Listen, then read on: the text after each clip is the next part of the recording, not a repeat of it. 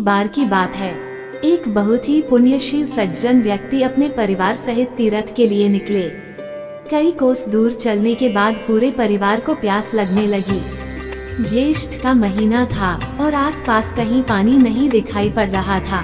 साथ लाया हुआ पानी भी समाप्त हो चुका था। उनके बच्चे प्यास से व्याकुल होने लगे और उन्हें समझ नहीं आ रहा था कि वह क्या करे।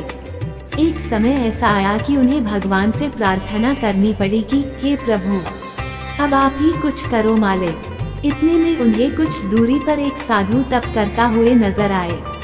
व्यक्ति ने उन साधु को जाकर अपनी समस्या बताई।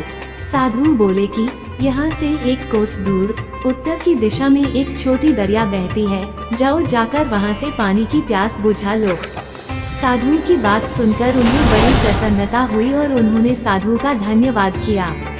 पत्नी एवं बच्चों की स्थिति नाजुक होने के कारण उन्हें वहीं रुकने के लिए बोला और खुद पानी लेने चले गए। जब वो दरिया से पानी लेकर लौट रहे थे तो उन्हें रास्ते में 5 व्यक्ति मिले जो अत्यंत प्यासे थे।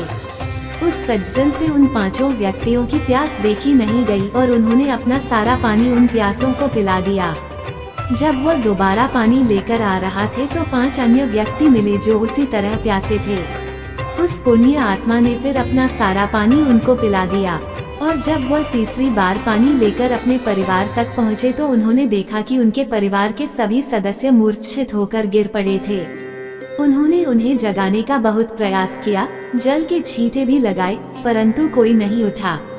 वह तुरंत रोते बिलखते साधु महाराज के पास जा पहुँचे। वह उनके चरणों में गिर पड़े और बोले, गुरुदेव, मुझसे ऐसा कौन सा गुनाह हो गया था जो मेरा परिवार इस स्थिति में है?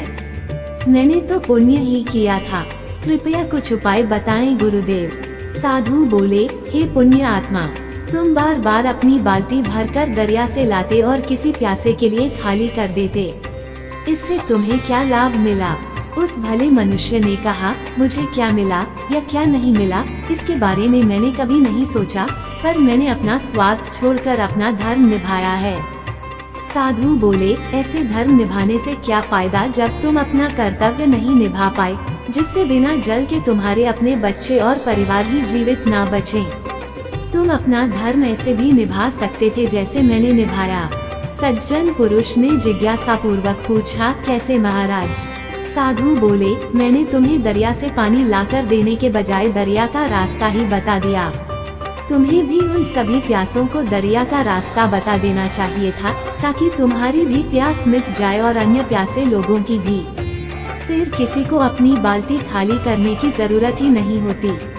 इतना कहकर साधु ने उस व्यक्ति के परिवारजनों के सिर पर हाथ फेर उन्हें आशीर्वाद दिया। वह अंतर ध्यान हो गए।